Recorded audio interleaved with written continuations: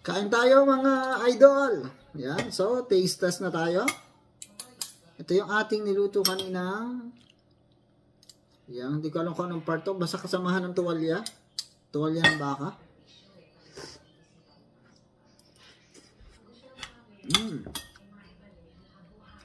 Nasa talaga siyang goto.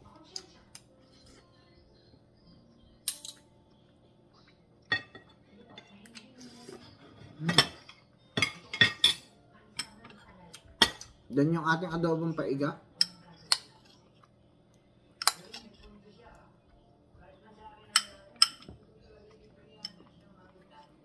Yung ating atay.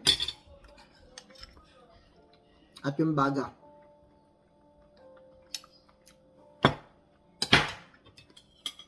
Tingnan muna natin ang baga.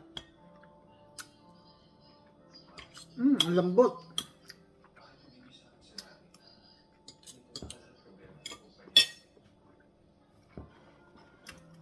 Ang ginawa ko nga pala dito guys, nung naiga na yung sabaw niya, medyo nasusunog-sunog na siya ng konti. Saka ko siya dinagdagan ng konting tubig.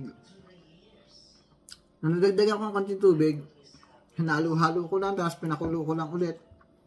Tapos, ganito na resulta niya.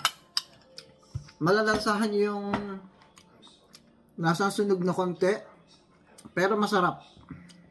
Ganun lagi ako magluto ng adobo. So, try nyo na rin. Diba? The best.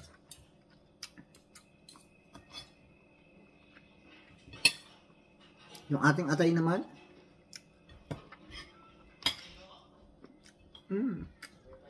Ang lambot din ng ating atay. Kasi diba, yung iba, pag nagluluto ng atay, pag napatagal yung pagluluto, tumitigas yung atay. Naiba yung texture. Ito, malambot pa rin. Kaya pag magluluto kayo ng ganitong baga at saka atay, ipanghuli nyo ilagay yung atay. Para tender pa rin yung ating atay.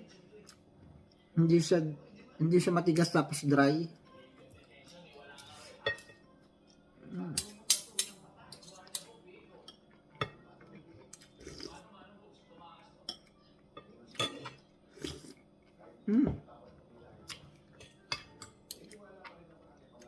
So, kain tayo guys. Thank you for watching.